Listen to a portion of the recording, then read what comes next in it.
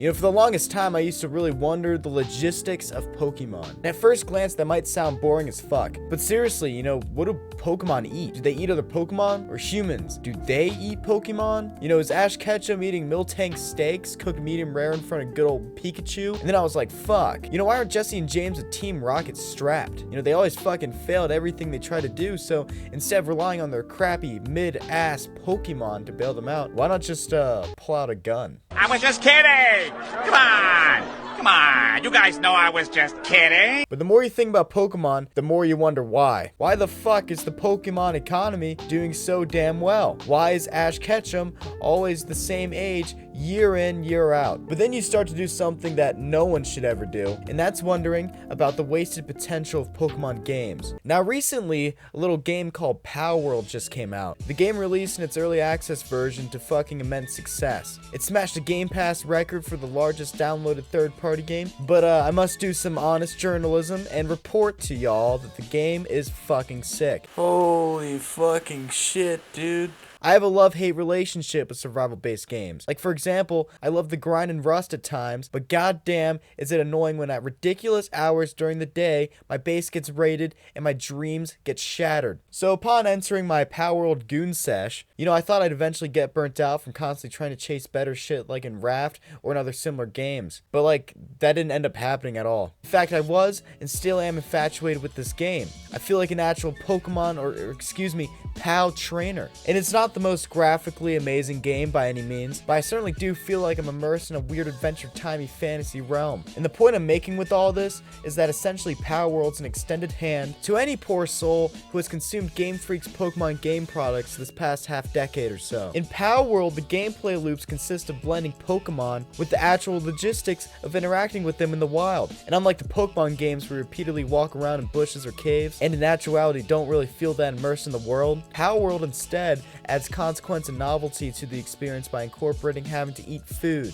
and building a base and constructing a self-sufficient farm and putting time into the game to unlock shit like, I don't know, your very own fucking gun. Bear in mind, you know, the people that were in charge of making this game were learning the Unreal Engine as they're developing Palworld itself. Meaning Game Freak, company who unlike Pocket Pair doesn't have to worry about finances or lack of work experience, ought to be very embarrassed to not have shit like audio-based dialogue after 2 decades of developing Pokemon games, or recently releasing Glitchmon I Love Bugs Edition, or as people more commonly know them as, Pokemon Scarlet and Violet. You see, Palworld feels like what a Pokemon game should feel like in 2024. I actually feel a connection to the pals. Like, you know, they can get me around and shit. And then there's Tansy, who protects me with an assault rifle. And then there's the pals that I force, or, have helped me build my base and tend my farm. So sue me, PETA. Sue me for having Kativa turn bigger rocks into smaller rocks for good old Snug Bro TV. But as to be addressed in this video, the people who should really watch out for being sued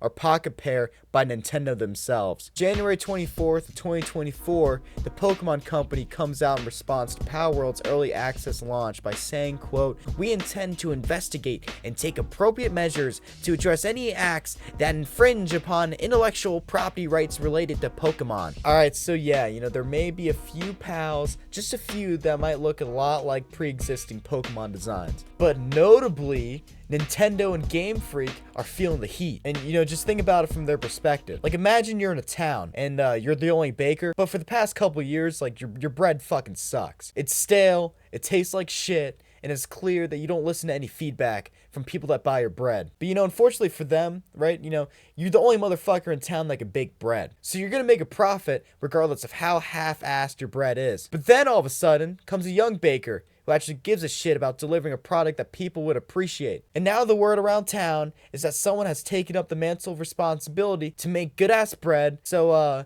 yeah, let's all, you know, us being the town people, let's all flock to him and rejoice in this very moment. So, let's relate this back to Game Freak. So now the public narrative on Twitter and other parts of the internet is that Game Freak are incompetent, which, let's face it, you know, they are. So naturally, right, you know, they can't help but feel butthurt that a hungry studio has seen the potential of Pokemon games, and it's actually acted on it. But simultaneously, you know, Palworld has been in development for a couple of years now. So Pokemon or Nintendo or whoever at this point, you know, they've had time to make a legal move if they wanted to. And you know, what legal move could they possibly even make? You know, they don't own the rights to other creatures, other made-up creatures that another company has already made. Gameplay mechanics, like for example, you know, throwing a ball to capture said made-up animal, aren't protected by copyright law either. So good luck. But like, I'm also not a lawyer. So for this video, you know, your boy had to get some assistance in providing this video with actual legal insight. Now this person I invited is a person that I saw outside of a Waffle House at 3 a.m. You know, they were being arrested by a police officer outside. But outside of the courage, you know, what really struck out to me was that, you know, while they were being placed in handcuffs and being detained, they told the officer that they know their rights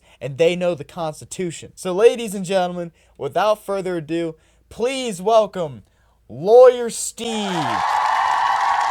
Yo, it was good, you too. All right, Lawyer Steve, you know, tell us about Nintendo. How's it looking for them? Well, yeah, you're gonna have to remind me about that. Dude, I sent you a text. It's about the game Palworld. Remember the 2-hour conversation we had about Palworld and Nintendo? Oh, yeah. You know, it's actually crazy, cause like, bro, I haven't played Nintendo since like Pac-Man, dude. Okay, man, you gotta at least try. Like, I paid for your bail. I paid for your Uber to get here. Just please read the text. You know what, Snug Bro? You know, this workplace environment you got going on here. You know, I don't feel like I'm being appreciated here. I know I'm not a perfect guy, but if there's something about Lawyer Steve, it's that I try. I'm a guy that always tries his job. So go fuck yourself. I'm taking my talents elsewhere. Well, looks like your boy needs a new lawyer.